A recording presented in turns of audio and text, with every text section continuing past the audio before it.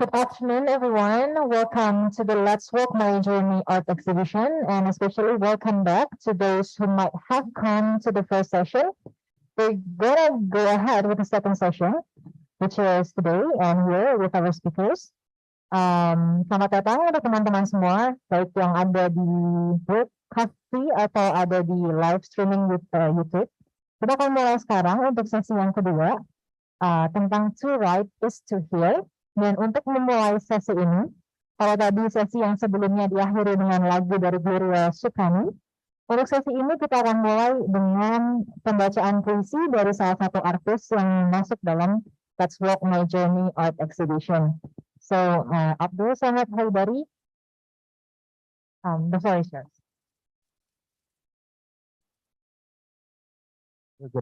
Hello, good afternoon, everyone. Is Abdul Samad, and so I would like to recite for you. This is called Where Is Your Home? It's about refugees' life, and so the struggle with your heart.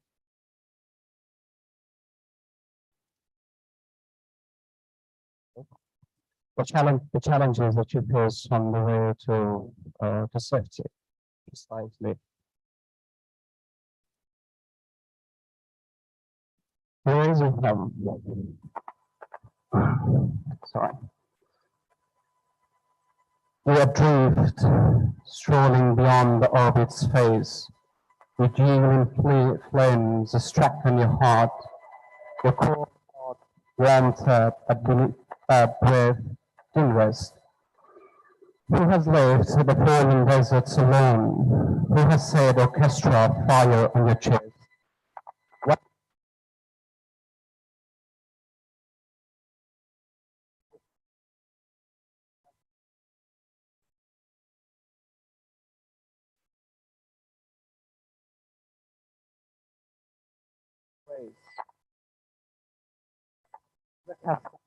to still light from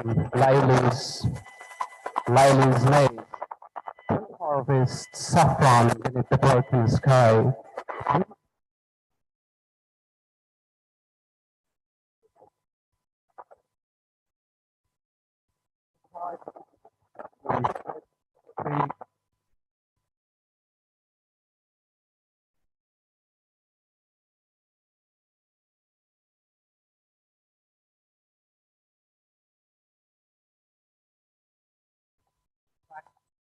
So buried in your feet are chained to the soul and weight of love. You are grieved, held drowned into the river of silence. Who has banned the walking to speak life in the world? The water clan to run out of her inherent melodies. The pools of time casted a spill of white shroud over your crestfallen brows. The nightingales of morning upon the awakened from ashes of all your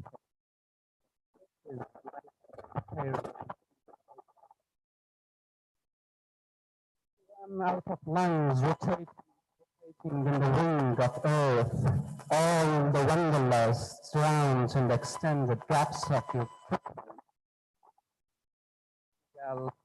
Velvet skirt of your humble land, building zombies into the ruins of your garden. Great jars of sorrow on your young hate with no mercy. Who has covered your vision with the veiling shades of life? Has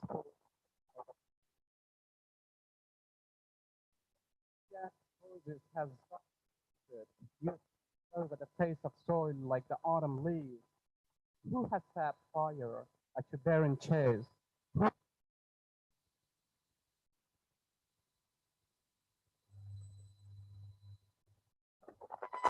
Like you too are a leaf separated from the scattered in the rods forbidden from life's.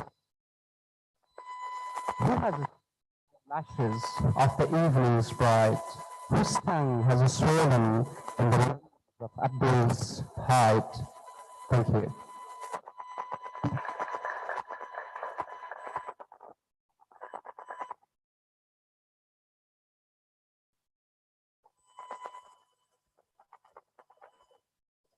Uh, this one is called The Star Sings Slow.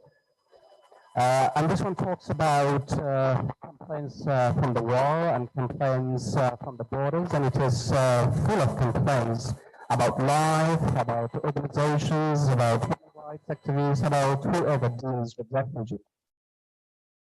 Called Things Low.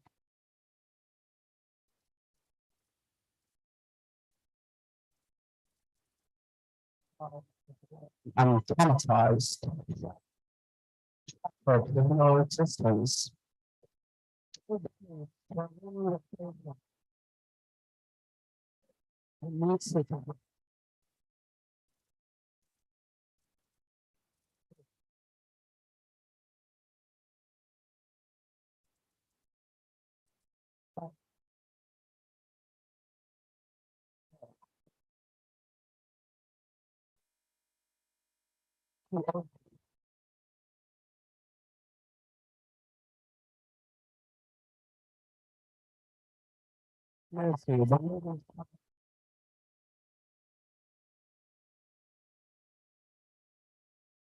It's flowers of the winds.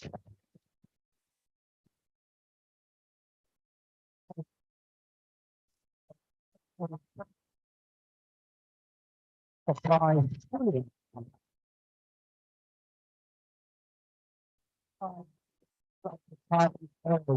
With all time roles, with your efforts, guys, three ladies over Beloved's lamentation are already in evolution for rituals.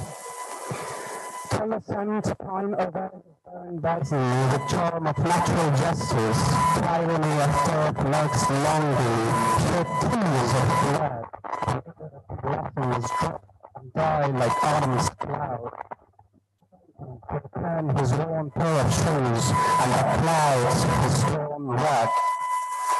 His feet are bare, shoulders shiver like soldiers with no arms to have or feet to run. Thank you.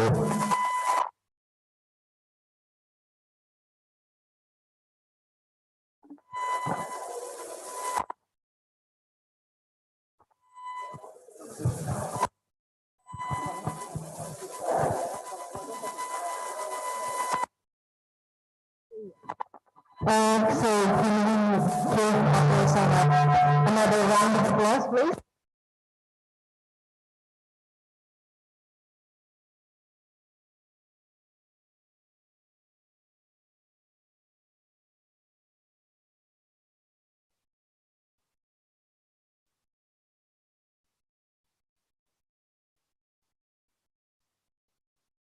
Hello, hello.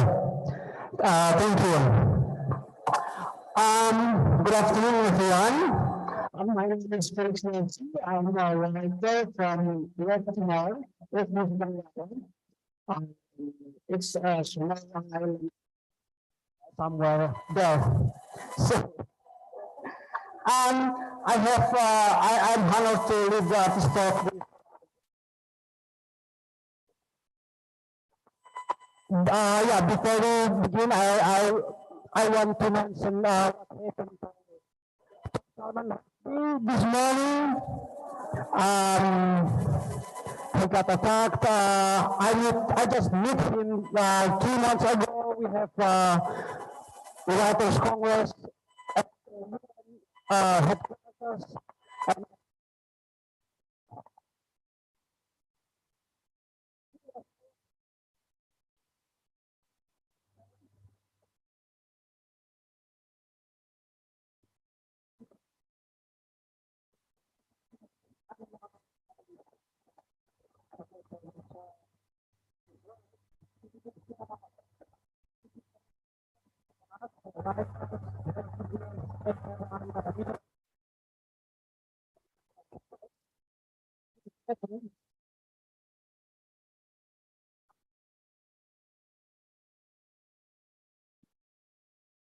Uh,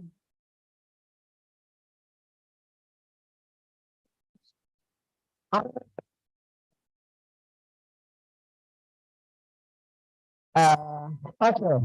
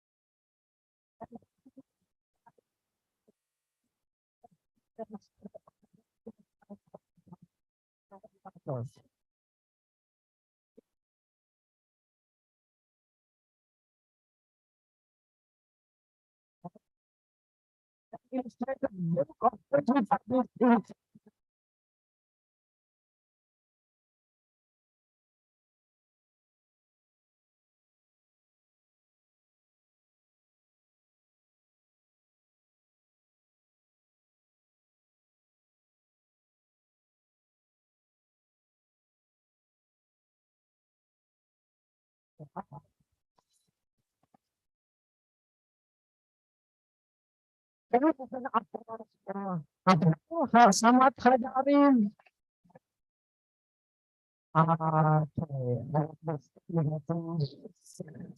Um, Second artist is Jana Pasantan. Jana Pasantan will be on the screen. Nggak usah pakai mic.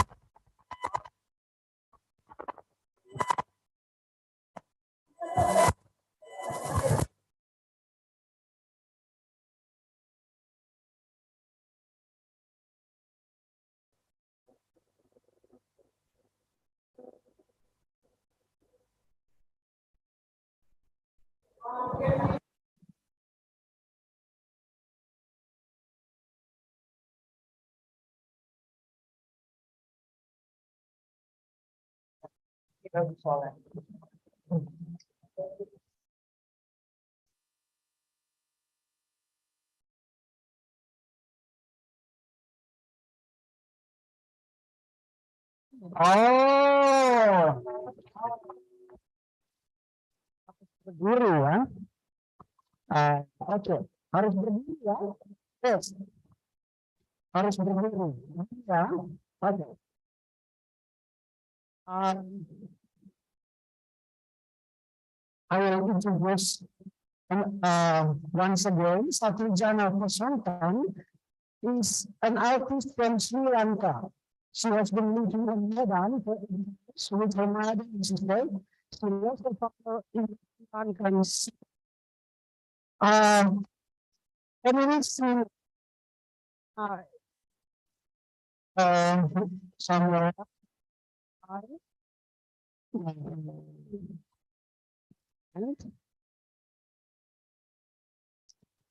Halo, Satrijana. Very good. Hi. Hello, Anna. How are you? I'm good. How about you? Ah, good. Yeah.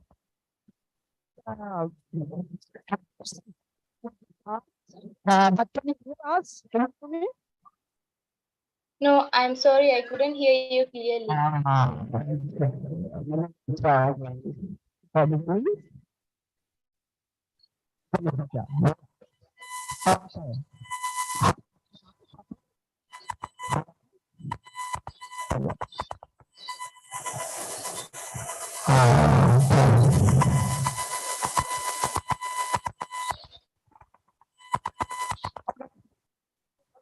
To Satu and then hi Satu.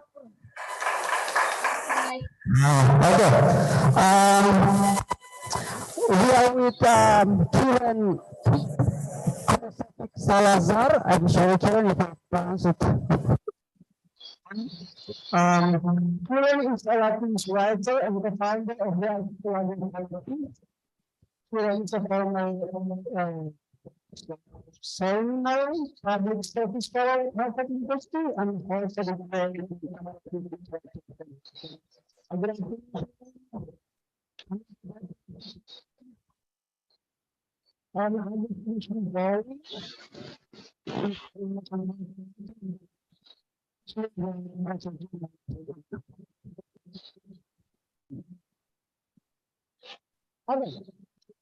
that's just about our artists. Just like with our artists. Abdi and Abdi, I got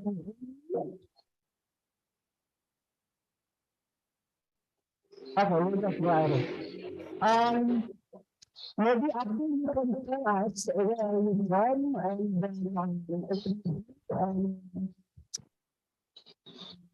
how did you start your writing, like the poetry and things? And yeah, we want to know more about you. Yeah.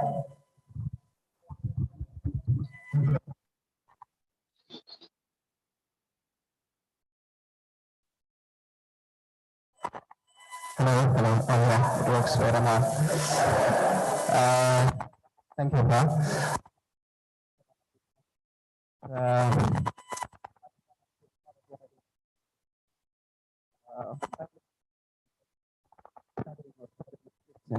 So very much fascinated by child stories, and one of the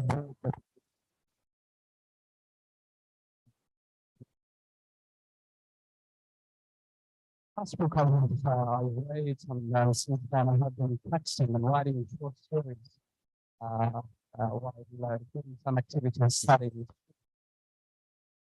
And then after I completed my education, someone, in fact, you as well, so, it's been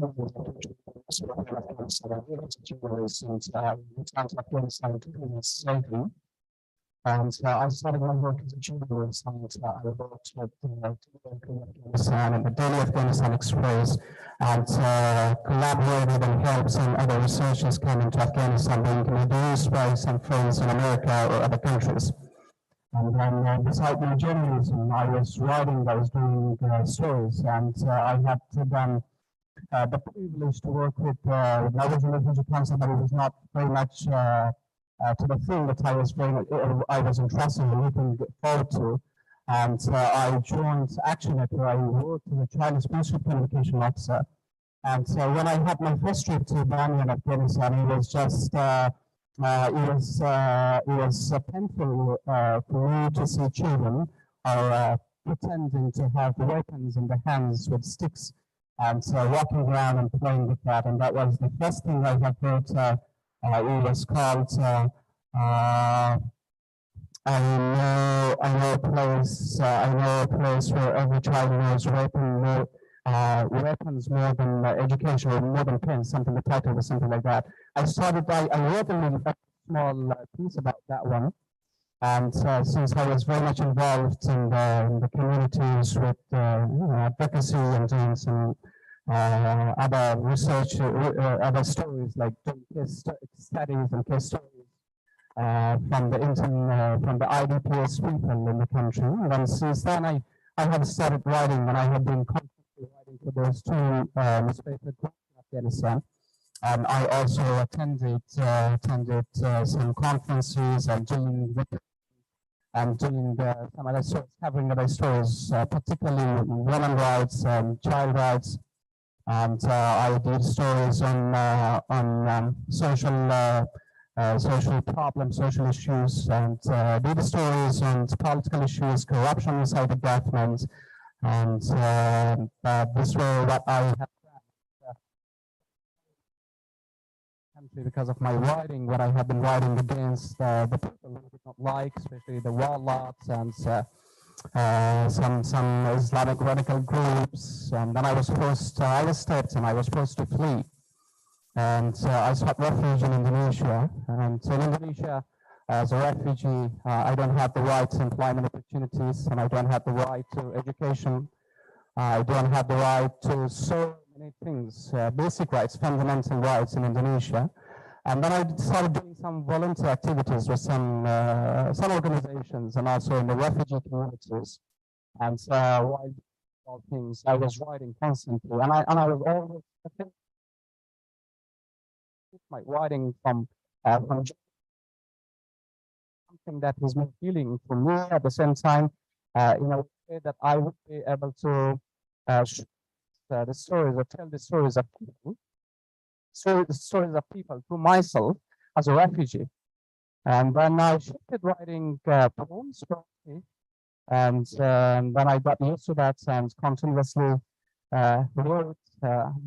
From the very beginning, I was talking to some people, friends, and when they asked me, I would tell them that I was writing at that time, but some people were making fun of me and laughing. I don't know, because people have different understanding about refugees, and some feel you or try to dehumanize them very much less valued. Everybody has different stories, and everybody he or she has been doing. And so I was not disheartened. I just kept doing what I thought was right, and writing was my. I was very much interested in writing, and I was writing from the very early time, and so I kept doing here in Indonesia until I was invited to Komunitas Salihara, by our family, and there we had I was provided a week of residency there, and we about there was literally there, and then met someone from one of the speakers, and then she introduced me about the writing, about the publishers, and then started all the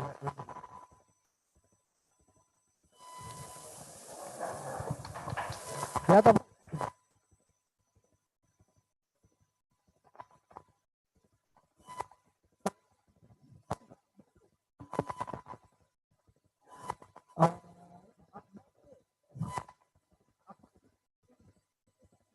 di Afghanistan dan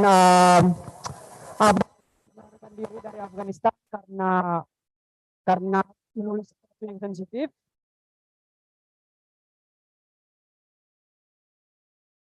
Lalu mulai belajar menulis fiksi, menulis puisi, dan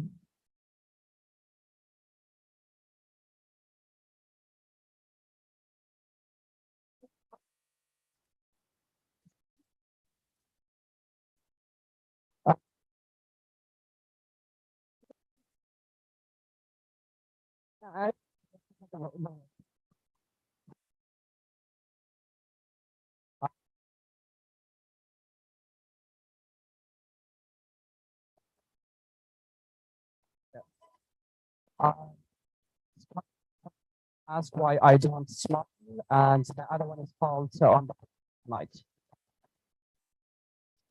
Yeah.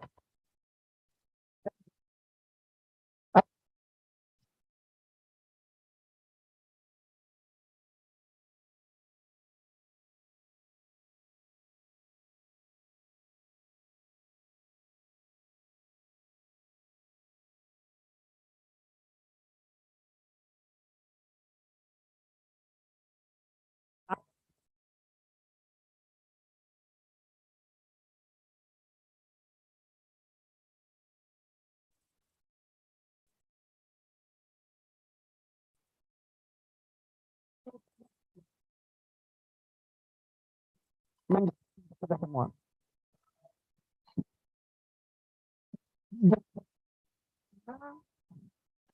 Bagaimana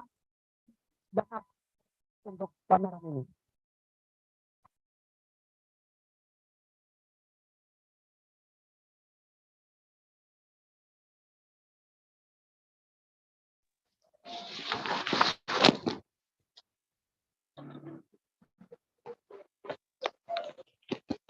Can you hear me?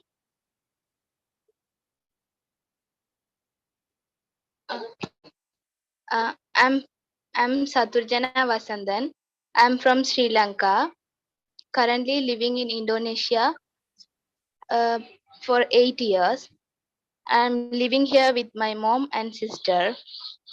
Uh, Three of us participate in RDI exhibition. And about my artwork, I have written my own story as a book, and I have also attached a girl's drawing who wants to laugh, but her sadness didn't let her to do that. Uh, about my storybook, it's about where I am from and how I've lived my life in my own country and with the struggles, uh, and then how I became refugee and the struggles I faced in Indonesia. Uh, so when I was young, I had a dream that I would like to write a book that which I have already achieved in my life. But now this story will not inspire anyone. But I will get know by anyone, everyone, and also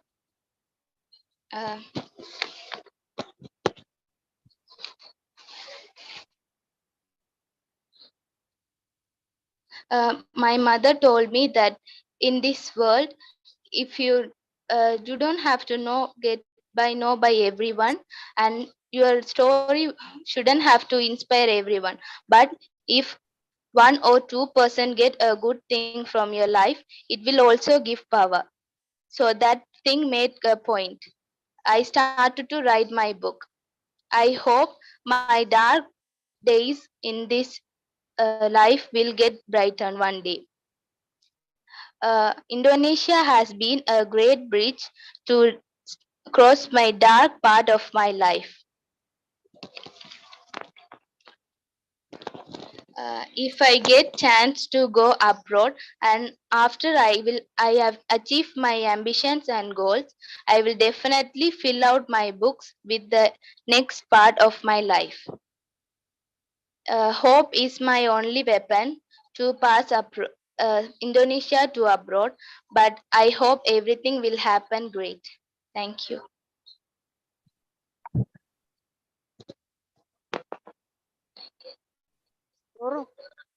Uh, uh, uh, uh, uh, Ayahnya ada benar.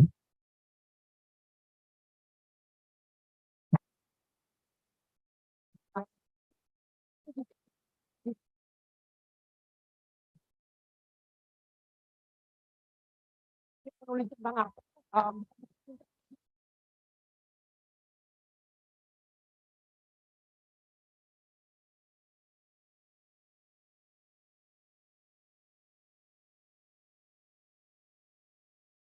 Oh, sudah, ya, oke.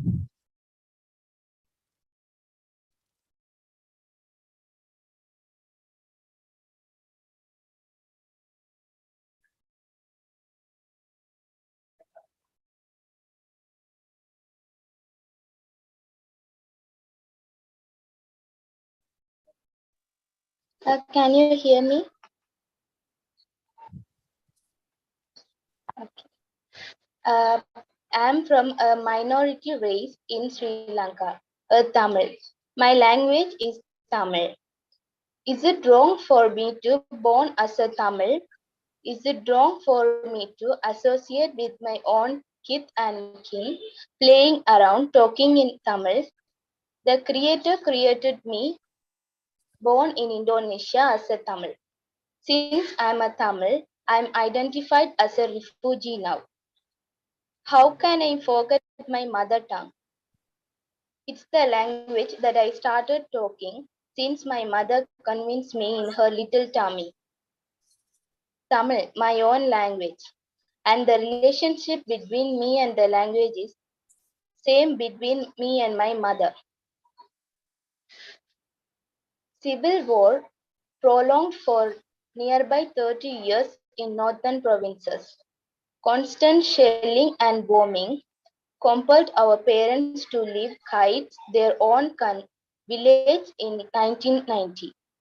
They moved to Arali and continued their education in adapted village.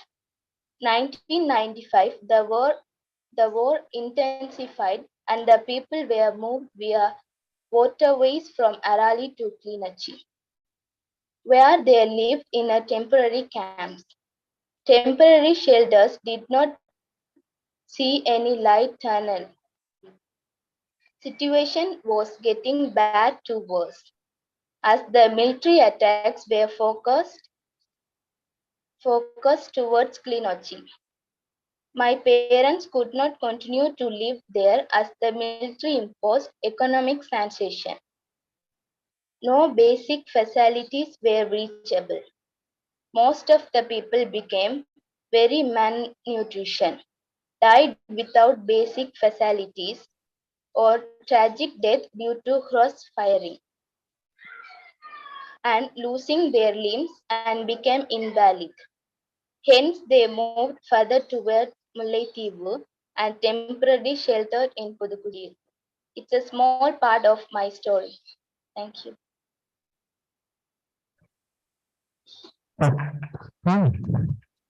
Thank you, Fatul. Sudah bagus nih. Finally, ya, satu kita tentang satu tentang transparan tempatnya dan mereka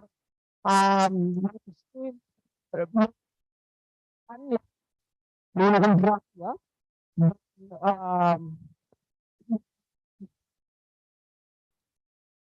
Ya di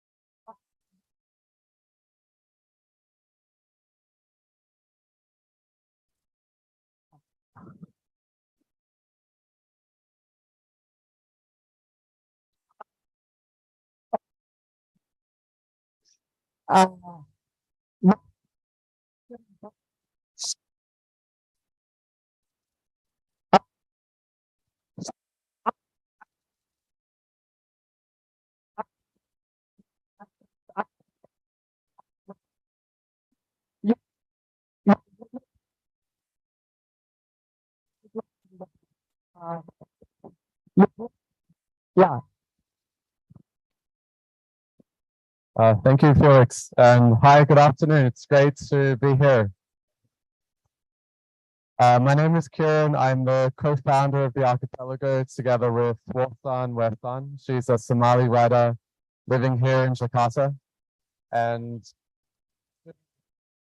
refugee communities to train people who want to become writers, to work with people who have a dream to write.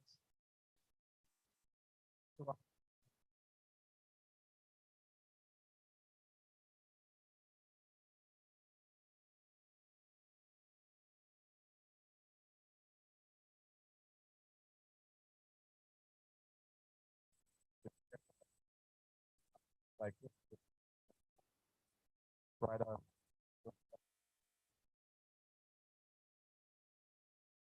Writes about how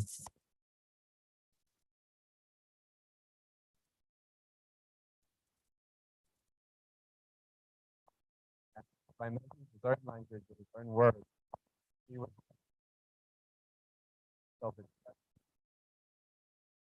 situation,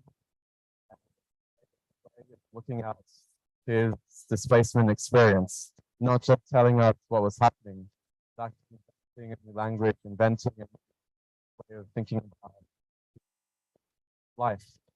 So this is the significance of literature and writing in refugee communities, and this is part of what we're doing with the archipelago over the past 3 years here in Indonesia.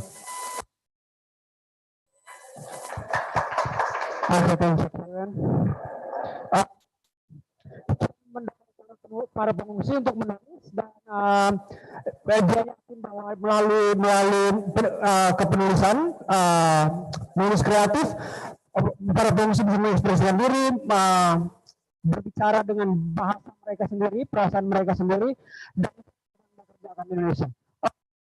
Berikutnya, Mas Agus langsung berbicara. Ya. So should I speak in Indonesian or English? Indonesia.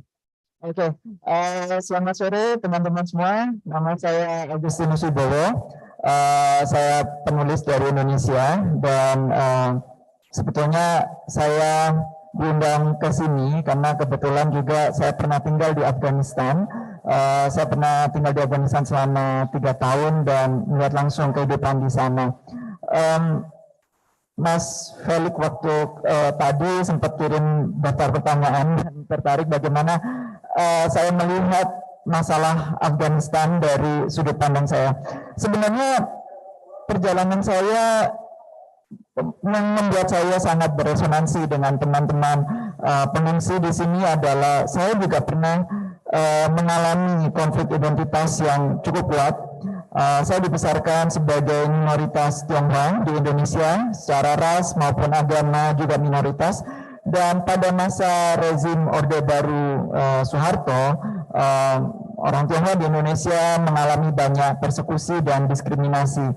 Dan memang ini tidak bisa dibandingkan dengan apa yang dialami oleh teman kita yang orang Tamil di Sri Lanka atau orang Hazara di Afghanistan. Tetapi kami juga mengalami pembantaian.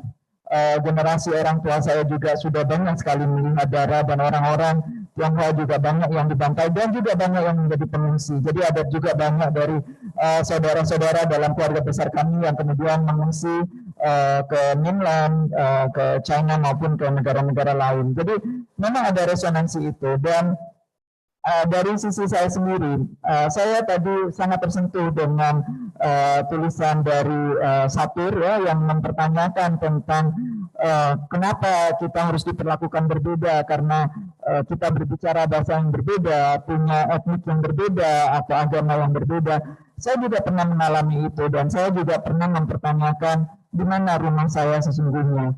Karena ketika berada di tanah air sini, saya waktu itu juga merasa saya juga tidak dianggap sebagai orang Indonesia.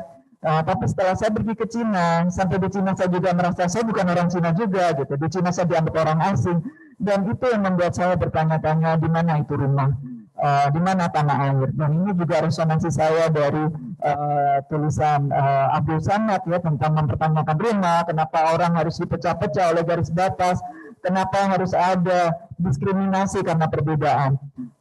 Di Afghanistan sendiri pengalaman saya yang cukup menentukan buat saya adalah melihat kecintaan orang Afghanistan yang sangat kuat kepada tanah air.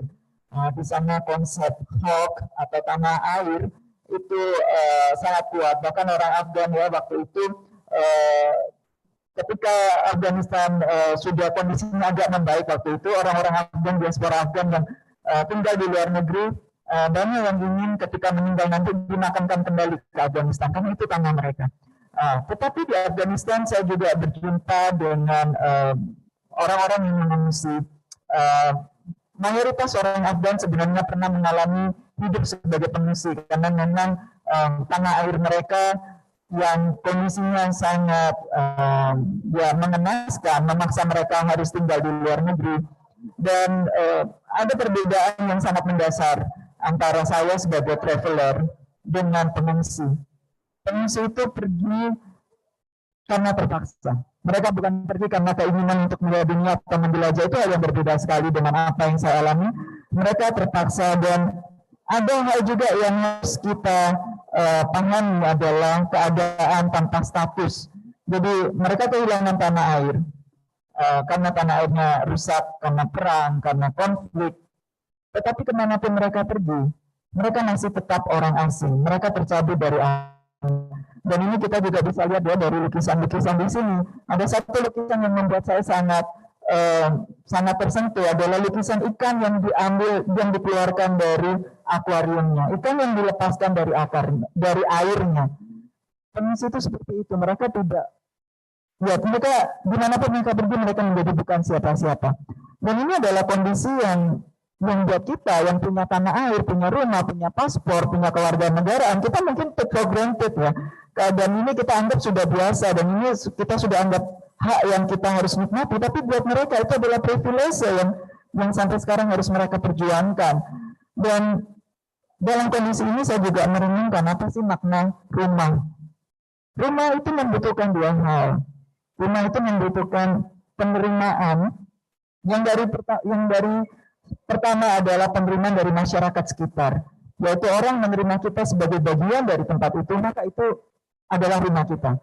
Orang Hazara berasal dari Afghanistan, tetapi orang-orang di Afghanistan banyak yang menganggap orang Hazara tidak berhak di sana sehingga mereka dipersekusi, itu tidak bisa menjadi rumah mereka. Itu yang pertama. Sedangkan yang kedua adalah rumah juga harus berasal dari dalam diri kita. Adalah penerimaan dalam diri bahwa di sekeliling kita ini adalah rumah kita. Nah, apabila kita sudah bisa berdamai dengan kondisi di luar maupun kondisi di dalam, sebenarnya dimanapun itu rumah, itu yang sebenarnya saya renungkan dalam perjalanan saya selama ini untuk berdamai dengan konflik identitas yang ada dalam diri saya dan membuat saya bisa bersimpati dan berempati dengan orang-orang yang kehilangan rumah, betapa besar penderitaan mereka. Dan mengenai topik kita hari ini, menulis untuk menyembuhkan. Teman-teman yang sudah pernah mengalami penolakan, diskriminasi, persekusi karena identitas, itu sebenarnya dalam hal-hal yang traumatis. Ya. Ditambah lagi para pengungsi bukan hanya di tanah airnya, mereka harus menyaksikan banyak dan juga harus mengalami penderitaan karena identitas mereka. Mengalami penantian, hidup tahun-tahun tanpa kepastian, itu juga traumatis. Dan saya akan membantu itu untuk berhadapan dengan luka batin kita sendiri yang ada di dalam. Bagi saya sendiri mengalami banyak trauma di satu sisi selain sebagai minoritas. Mungkin teman-teman bisa mengalami trauma di mana kita kehilangan orang-orang yang dicintai dan rasa sedih, rasa marah, kemudian keputusasaan itu kalau kita biarkan itu depresi yang bisa membuat hidup kita nggak karuan. Nah, sebenarnya adalah satu untuk menyembuhkan luka batin di mana kita berhadapan dengan emosi-emosi negatif yang ada dalam diri kita, bukan emosi-emosi itu, tetapi memang akarnya dan akarnya dengan emosi-emosi itu menyebabkan emosi yang negatif itu maupun pengalaman-pengalaman negatif itu kekuatan kita. Nah, ini yang saya katakan sebagai kalau kita bisa bersama dengan hal-hal yang pernah kita alami, kita akan bisa menyebutkan itu sebagai kekuatan kita dan kita akan mensyukuri itu karena itu adalah rumah diri kita dan memberikan kita kekuatan yang baru menghadapi hidup yang baru. Terima kasih.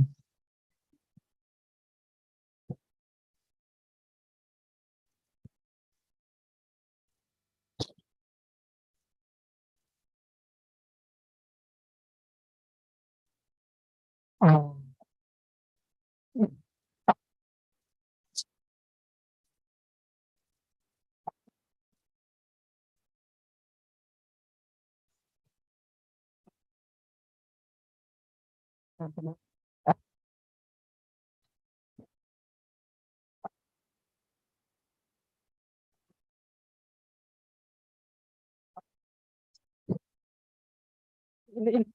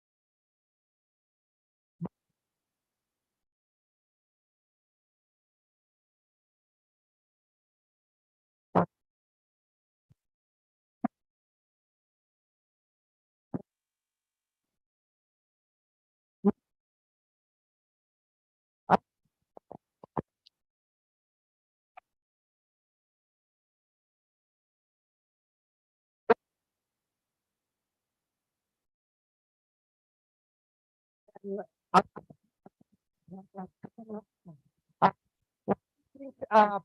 see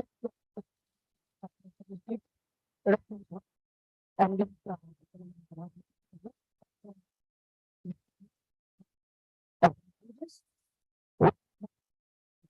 think that's like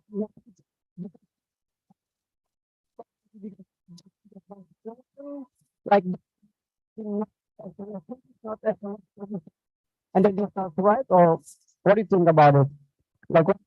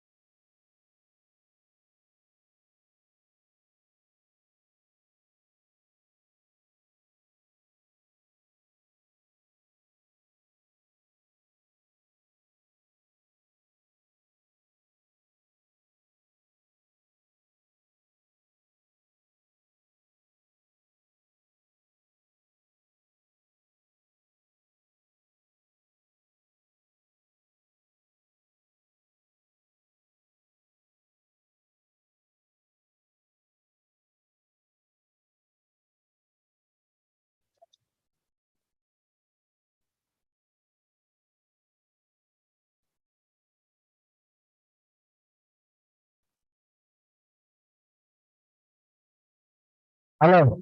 Oh, oke. This works. Abdul Samad menambahkan bahwa banyak hal yang tidak bisa mereka akses sebagai pengungsi. Walaupun mereka bisa menulis, tetapi salah satu contohnya itu mereka kekurangan banyak sumber, mereka juga tidak, contoh kecil mereka tidak bisa menandatangani kontrak. Walaupun mereka memang menerbitkan buku, mereka ternyata tidak sadar, I just know that you can sign a contract. Mereka tidak bisa menandatangani kontrak, dan mereka susah untuk mengakses beberapa event sastra. Banyak event yang ternyata mereka tidak bisa datangi karena mereka tidak punya status, ya, tidak punya kewarganegaraan. Oke, terima kasih lagi untuk terima kasih. Untuk Abdul Samad untuk kirim. Sekarang mungkin ada yang punya pertanyaan sesudah mereka memperkenalkan diri dan membicarakan apa yang mereka kerjakan. Kalau ada yang punya pertanyaan, belum ada ya.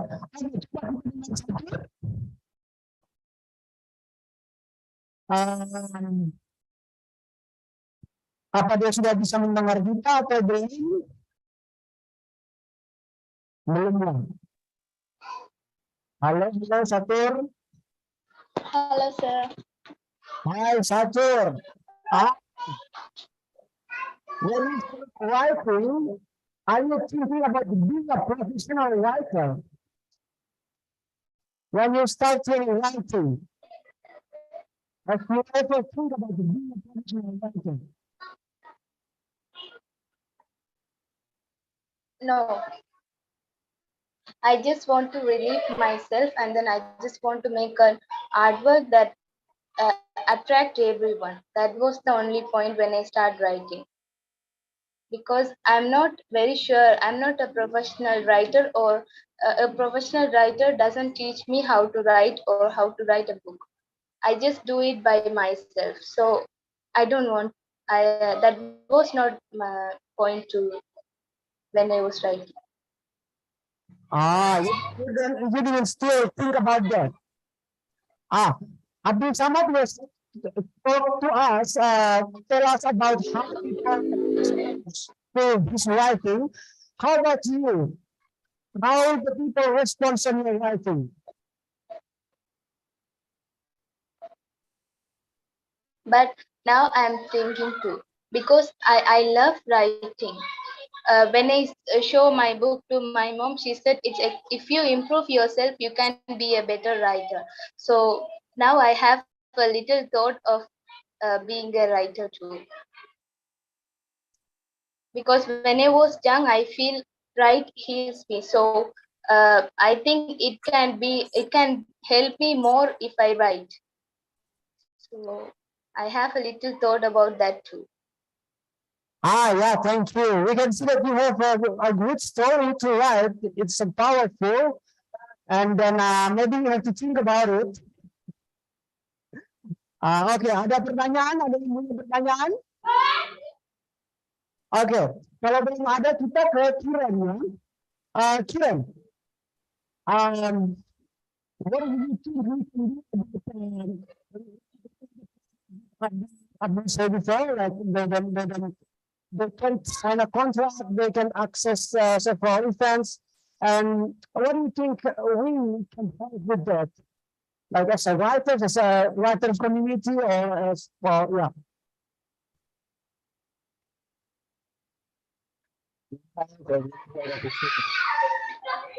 Together with refugee people to help them, to work with them, to collaborate with them, to for writers and writing communities to bring Afghan or Somali or refugee people into your writing community here in Jakarta, around Indonesia.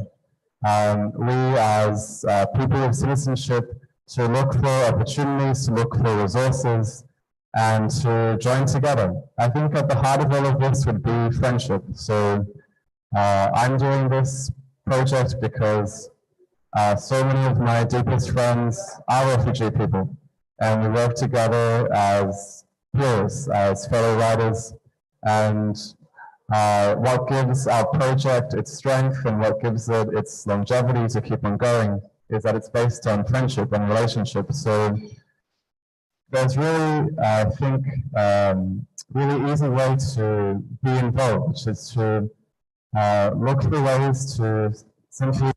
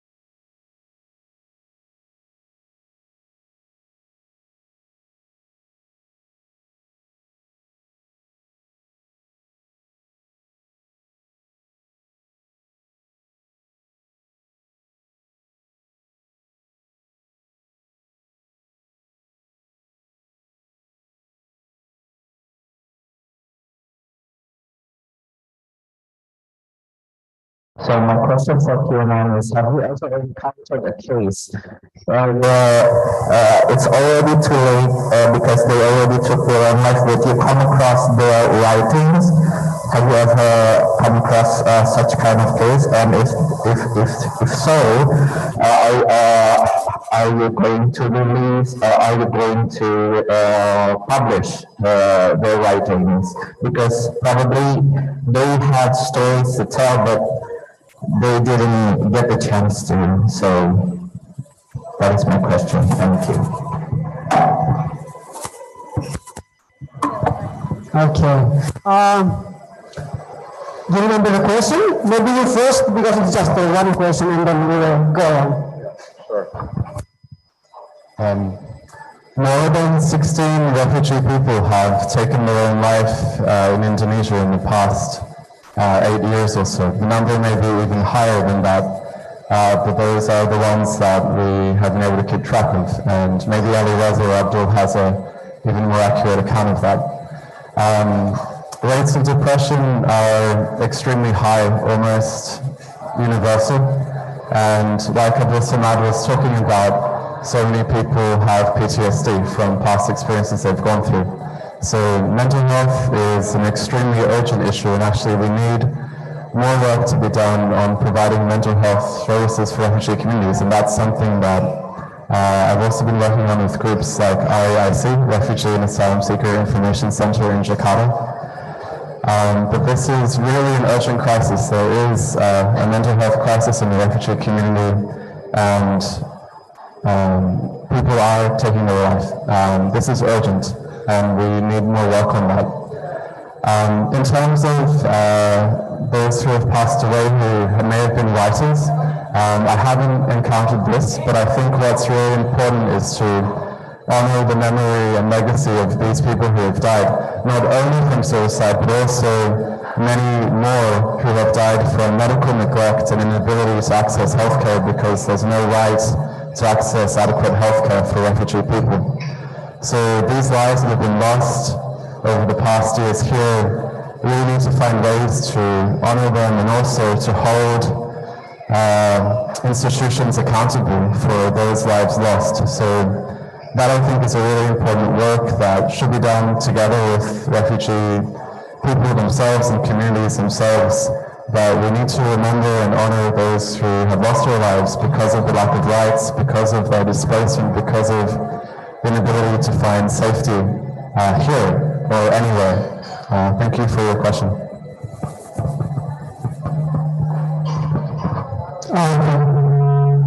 Thank you, Chair. Begitu ya, Mas ya. Langsung saja. Tepuk tangan dulu pikiran, astaga. Kita tidak tepuk tangan sudah lama sekali ya, sudah 3 jam kayaknya. Mbak Tani ya. Oh ya, Litani. Mbak Litani nanya tentang bagaimana Mas bisa manage to menulis itu semua. Mungkin juga nanti pertanyaannya bukan hanya untuk Mas Agus sama Mbak Satur, tapi juga Abdul. So, Abdul tadi bilang menulis trauma-trauma itu seperti mati dan hidup kembali. Jadi itu pengalaman yang luar biasa yang sangat menyakitkan. It's like you die and then you live again. So, Mbak Litani asked that how you manage to write it. Like it's so hard to you. Like it's all of the trauma. It's so hard to face it, but then how you manage to face it and write it down. All the stories. So, apa Satur bisa dibantu diperjelas lewat situ? Oke. Mungkin Satur dulu. Kalau dia sudah jelas, kalau belum Mas Agus.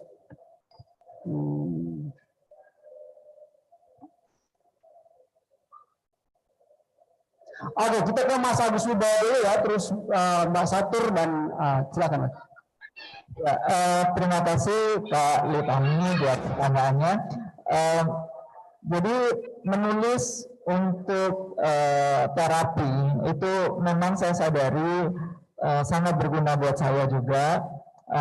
Saya mengalami trauma yang cukup besar ketika saya kehilangan ibu saya dan itu bisa dikatakan 1 atau 2 tahun itu saya depresi. Dan selama proses itu, saya kemudian menyadari bahwa yang pertama untuk kita mengatasi trauma kita adalah kita harus berani untuk menghadapinya. Dan memang perjalanan ke dalam itu, perjalanan ke dalam diri itu sebenarnya perjalanan yang paling menyeramkan. Ya, sebenarnya kalau saya pergi ke Afghanistan atau Papua Nugini itu nggak ada seramnya kalau dibandingkan perjalanan ke dalam gitu, perjalanan untuk menyusuri memori, menghadapi trauma, memahami trauma itu memang menyakitkan. Nah, prosesnya bagaimana? Saya punya sejumlah trauma yang saya atasi dengan menulis, yaitu tentang kehilangan orang yang dicintai dan mengatasi konflik identitas sebagai minoritas, diskriminasi dan sebagainya. Proses saya pertama adalah saya menyusuri memori dulu, mengulang kembali apa yang benar-benar terjadi. Dan ini memang paling sakitnya di sini. Ini kan memori yang kita ingin lupakan, tetapi semakin kita ingin lupakan, dia semakin mengakar di alam bawah sadar kita. Dan dia akan, memori-memori negatif ini akan terus menghasilkan emosi-emosi negatif tanpa kita sadari. Ya, kalau kita ingin mencabutnya, ya kita harus menghadapinya.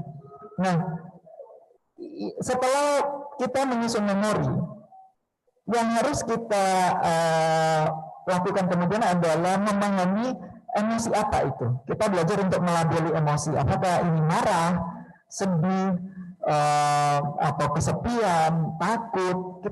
Kita pahami dulu emosinya apa akarnya. Misalnya di diskriminasi ya tentu ada rasa marah, ada rasa ketidakberdayaan, rasa putus asa. Setelah kita tahu oh ini emosi-emosinya, yang saya lakukan adalah saya kemudian belajar untuk melihatnya dari perspektif lain.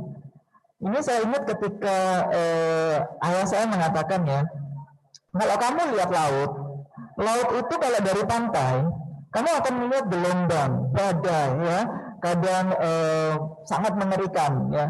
Tetapi kalau kamu lihat laut dari udara, itu adalah kedamaian luas yang tidak berbatas. Nah, kadang kita harus mengubah sudut pandang kita, gitu, sudut pandang berjarak dari pengalaman-pengalaman kita untuk melihat bahwa gejolak-gejolak yang kita alami, riak-riak yang kita alami, badai dan gelombang yang kita alami itu memang diperlukan untuk menciptakan kedamaian luas yang tidak berbatas itu, gitu. Jadi ada perubahan sudut pandang di sini. Yang kedua adalah kita berusaha untuk melihat dari sisi positifnya. Dari pengalaman-pengalaman negatif itu memang tidak nyaman buat kita, tapi bagaimana, apa sih gunanya buat saya hari ini? Apa manfaat pengalaman itu buat saya hari ini? Dan itu akan membuat kita menyadari bahwa kesuksesan saya hari ini bukan karena walaupun saya mengalami hal-hal negatif itu, tetapi justru adalah karena saya mengalami hal-hal negatif itu. Justru hal-hal negatif itu nantinya adalah kekuatan kita. Saya sekarang, kalau dulu saya merasa ada victim mentality. Kenapa sih saya harus jadi minoritas? Kenapa saya harus dilahirkan di negara kayak gini? Sekarang saya justru merasa bersyukur. Oh, karena saya dilahirkan sebagai minoritas, saya pernah mengalami ini, saya punya sudut pandang yang berbeda dari orang lain. Saya punya identitas yang berbeda dengan orang lain. Saya punya warna yang berbeda dan itu adalah kekayaan diri saya. Saya mensyukuri itu. Jadi atau misalnya gini, kejadian kehilangan orang tua. Itu kan memang sakit, tetapi juga di satu sisi kita lihat apa gunanya, apa manfaatnya buat saya, apa yang saya alami, pertumbuhan apa yang saya alami setelah tragedi itu. Dengan begitu kita bisa istilahnya move on ya dari pengalaman negatif itu sekaligus menggunakan itu sebagai kekuatan kita. Dan ini saya rasakan, ini saya sangat terbantu dengan proses menulis karena menulis membuat saya berbincang dengan diri sendiri dan proses berbincang dengan diri sendiri, memvalidasi perasaan, emosi, membuat saya meninggalkan victim mentality itu dan justru menjadikannya sebagai kekuatan. Terima kasih. Terima kasih. Ya, terima kasih Mas. Seperti itu Mbak Litani. Mbak Satur, halo Mbak. Oke, ya. So, for me, when I was writing the story too, I will not tell that impact is good only.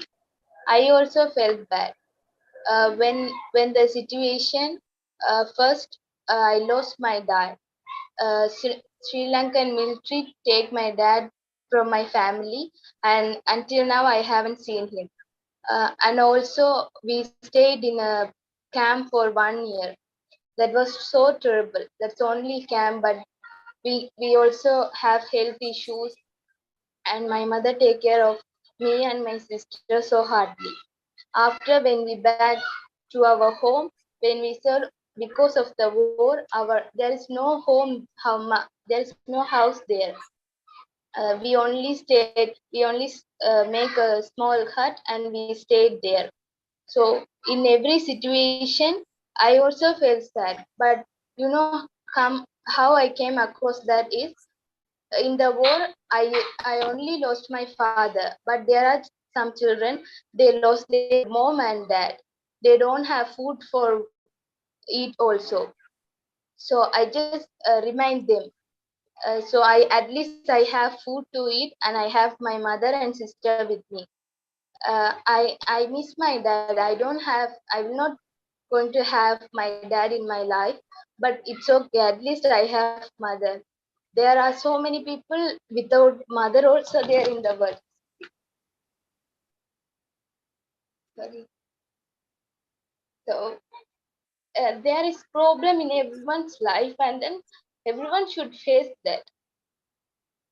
Uh, there is no people without problem. You should come out of this.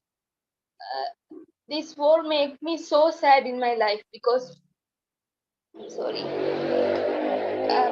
I lost my dad, I lost my country, lost my relatives, and I came here. We are staying in a 4-wall room. But however that is, that when I was writing the story, I just remind that I should come across this, and then I should do something for this world, and then I should make my mom proud. Only that thing keeps coming my mind and make me strong. So that's what. So everyone have problem. So don't take the problem. If you hold your problem near with your eye, it will become big. But just put it over there, and when you come here and see, it will be the smallest thing in the world. There are so many people having problems more than you, but they are living their life happily. So always keep a smile on your face and go through it. Everything will be all right. God is with you. Thank you.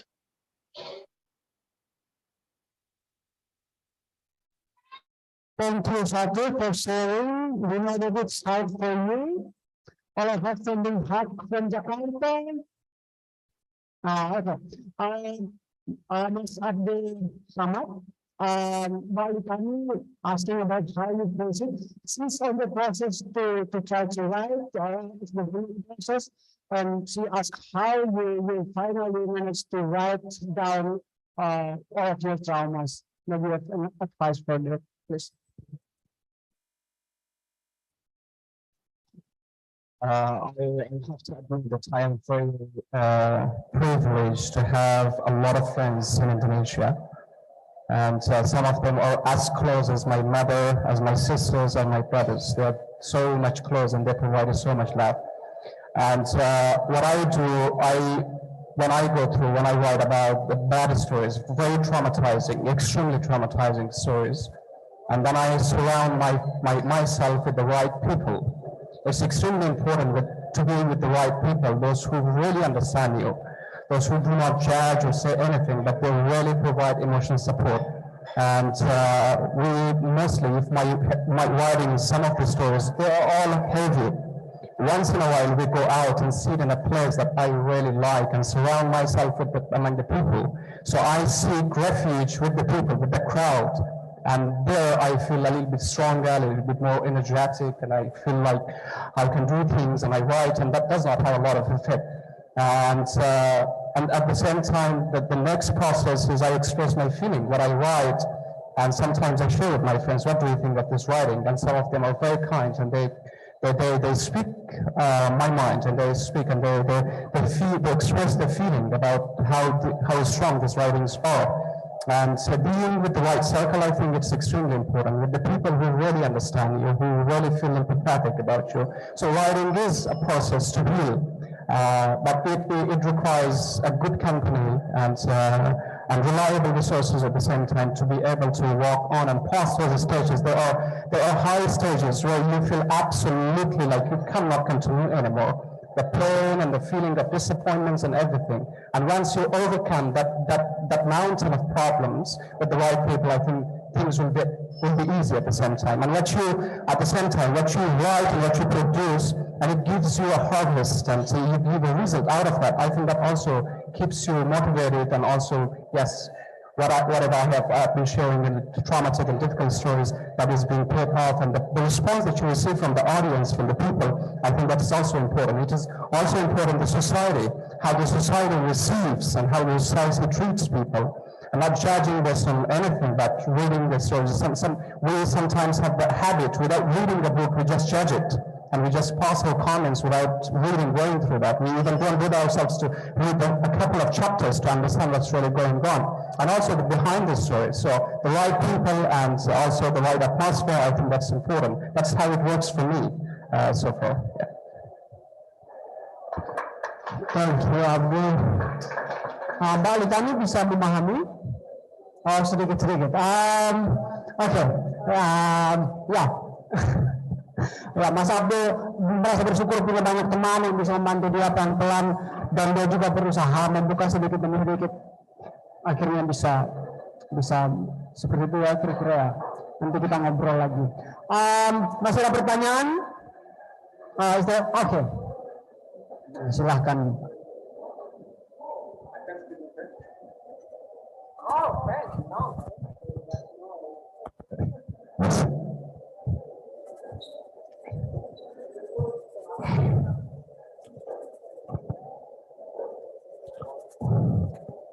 Okay.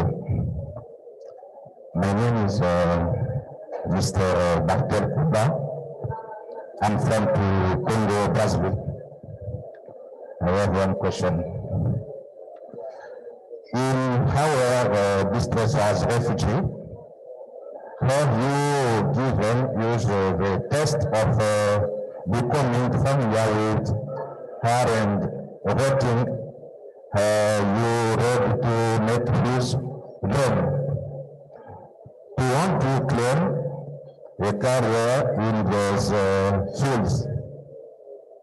In the case of this sister, for example, do you have a support plan?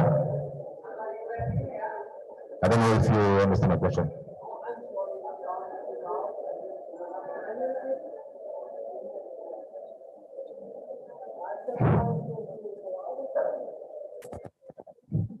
Someone can speak English with French? Mr. Jeremy can speak French, I think. Je voulais dire ceci. Nous sommes des réfugiés.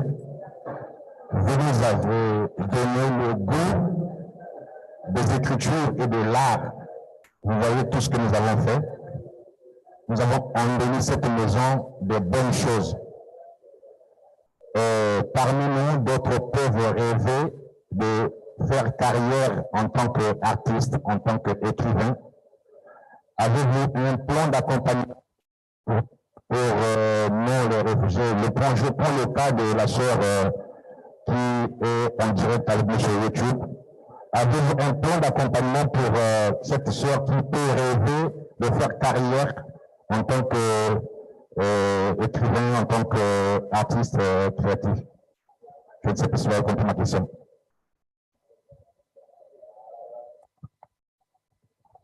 Okay, wait, let's give a big applause for Mr. Okumba. Mr. Okumba, oh wow, Mr. Okumba speaking French, so we will meet here and translate it.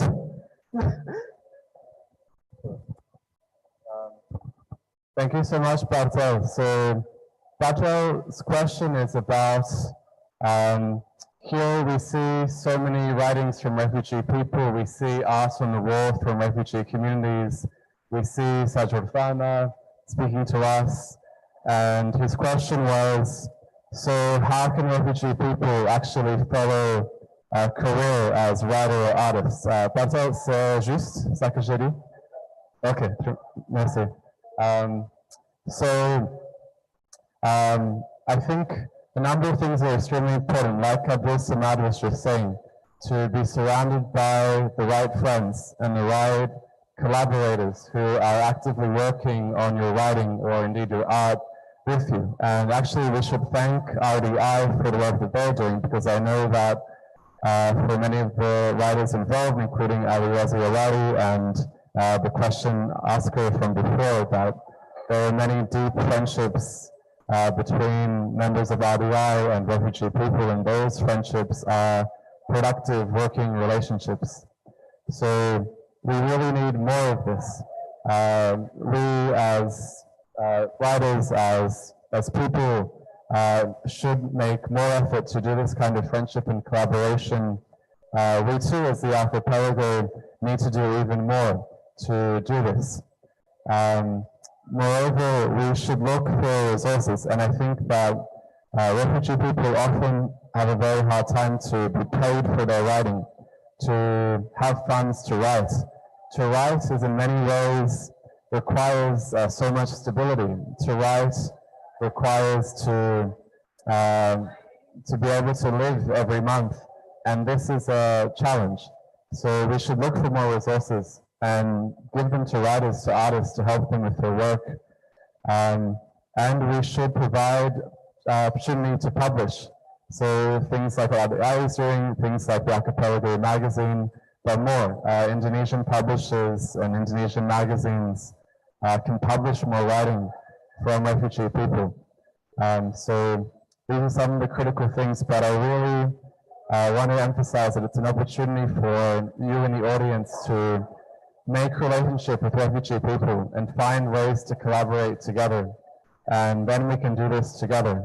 Je crois que tu peux entendre tout. Oui. T'as pas besoin que je traduise. Okay.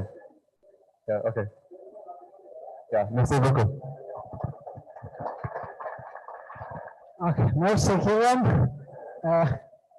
I want to add on that question. I'm sorry if I don't say it clear before. What I mean is how you think if we can collaborate and then we can manage to publish the refugees books. How you think about the problem that Abdul Samad says before, like they can sign the contract, they can do some things, and what can we do with that? Maybe you can add about that. Thank you, Felix.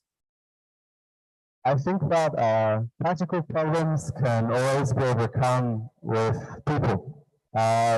People working together, you can maybe get around something like signing a contract or logistical problems. I think that we have seen that we can publish in Indonesia. Indeed, it's been done before with many challenges, like Abdul Samad is talking about with publishing the Red Ribbon.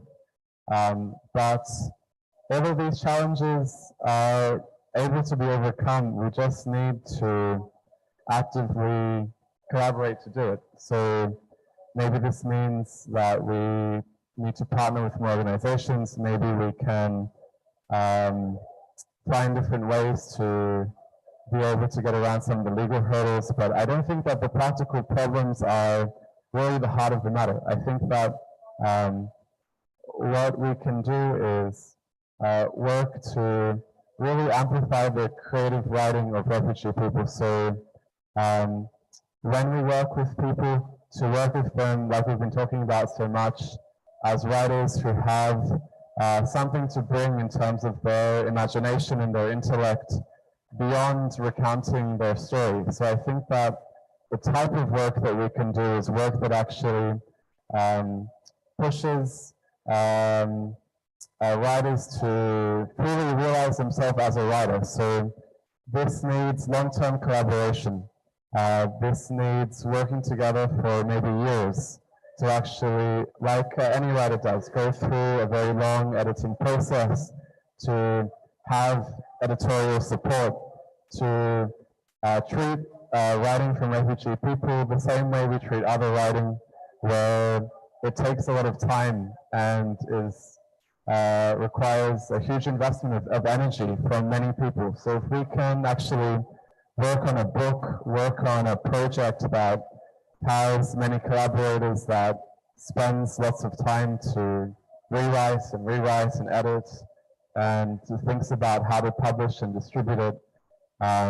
There's nothing stopping us from doing this, actually. We just need the people to do it. Okay, thank you, Kiran.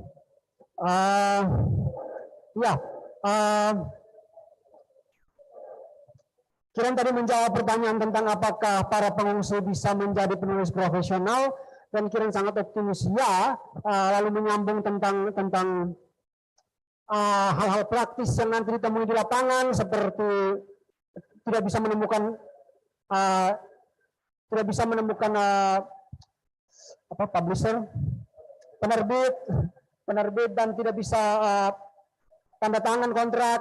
Menurut Kiran itu hanya masalah teknis yang mungkin bisa kita bicarakan nanti, tapi untuk sekarang yang paling penting adalah saling bekerja sama untuk mengembangkan diri bersama-sama sebagai sebuah komunitas, ya, sebagai sebuah komunitas. Oke, terima kasih banyak untuk semuanya. Saya kira diskusi ini sudah bisa kita akhiri, ya. Mungkin kita bisa mendengarkan closing statement dari masing-masing. Apakah ada dari Mas Agus? Apakah ada sesuatu yang mau dibicarakan sebagai closing, as the closing statement? But if you have something to say as the closing statement, or if you think that you already say everything, but yeah, I think yes, maybe. Okay, yeah. That's it. I think as Kiran said, it's about the collaboration between for the writers to get the works get published. I think it is important for the system. It is also, yes, the cooperation between the writers. It is important to have that kind of cooperation. I think it is also about the system, the Indonesian system, the government. So it is the government, and the government provides that kind of sophisticated kind of system or alternatives for the refugees to be able to work with them. And the second, I think, second most important point is to collaborate between the local authors and refugee communities with the local authors. And I think local authors can guide a lot in the process of publishing the work from the refugees. It is extremely important to have that kind of interaction with the local writers, with the local authors, refugees. That's what all I wanted to add. Yeah, thank you. Thank you. Ya, tepuk tangan untuk semuanya. Kiran, ada sesuatu yang mau disampaikan? Do you have something to add? Yeah, feel free. Just briefly, follow our work, follow the work of Abilsamad, follow the work of the Archipelago. On Instagram, you can find us, Archipelago Mag, or on Facebook. But please read more and more of work from refugee communities, be it what we're doing at the Archipelago, what RDI is doing with the many books here that you can put.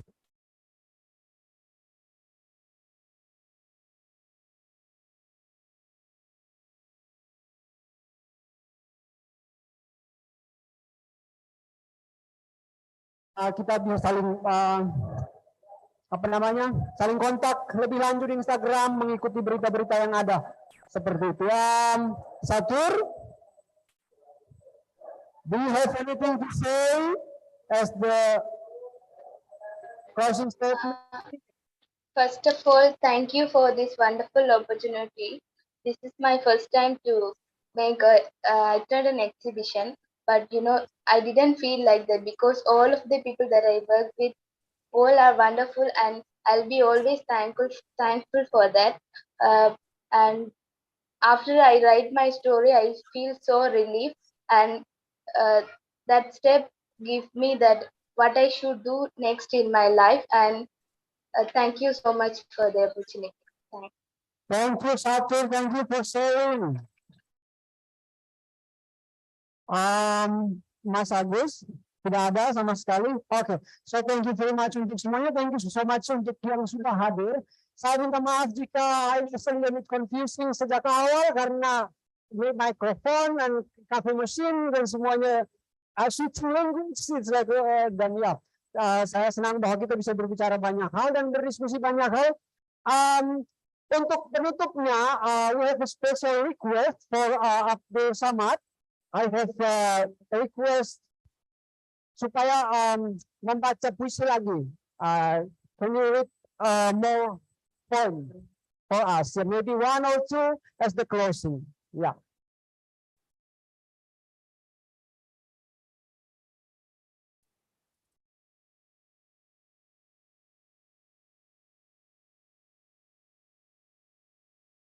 So this is called Don't Ask Why I Smile, and I think I have submitted this one too. So you can ask from the organizers, and they can give you. It's still available. Don't ask why I don't smile. I became father, cried for son. Son became father, cried for child. I became mother, cried for daughter. Daughter became mother, cried for everyone. I rushed to embrace my child, but I fisted bloody scarves, half-done shoes. The steady moon and life itself cried. Today's, tomorrow's, all passed on musky highways, my vision glazed over, gazing at every door and window. The storms and highways cried. No soil is unfamiliar to Afghani bones. No refugee camp denies an Afghani blood. The silent walls and unlived years cried. Our rushing footprints etched at every rock. The Nam mountains and curved valleys cried. Every border knows our names. Every patrolling officer recognizes our faces, and you embodies our numbers. The heartless silence and inhumanity cried. Earth declined to enclose our eyes. Communities stood tall and watched. The kneel by flowers and embracing crosses cried. I stood before God for supplications. At my shaking heart, shivering legs, the angels at dawn and Pharaoh at sundown cried. Buddhas from temples, Jesus from churches, creatures from seas, birds from skies, Muhammad in Laylatul Qadr and Sheen himself at Karbala cried. Only Allah holds us and ourselves didn't cry. Don't ask how I feel, my beloved mother. The rocks and mountain cry. Thank you. Oke, thank you Abdul Samad, thank you everyone. Kita berjumpa lagi di lain kesempatan. Thank you Satu. Ya, Thank you so much. Bertemu beberapa waktu lagi untuk launching buku. Selamat sore. Terima kasih banyak. Ya, terima kasih banyak. Thank you so much. Terima kasih banyak. Sebelumnya atas nama RDI UREF, kami mohon maaf karena tadi ada beberapa kendala teknik ya, terutama juga kepada for our speakers here. We apologize for the technical problems with the mic and everything. Thank you so much for the very inspiring talks today. Mas Eli, terima kasih banyak. Very good, very good. Ya, saya ingin mengingatkan kembali bahwa kita masih punya satu session lagi ya, yaitu launching buku dari Ali Wazayawari dan juga signing books. Untuk teman-teman yang ingin mendapatkan bukunya bisa di sini. Tapi kalau inginnya nanti saja bisa juga pre-order ya. Dan kita nanti akan mulai lagi di jam 6.45, sudah sampai 1 jam ya, 55 menit lagi. In the meantime, sementara itu bisa sholat, musolanya di sebelah sana. Dan sambil menunggu nanti acara selanjutnya. Terima kasih banyak, nanti kita ketemu lagi. Selamat sore.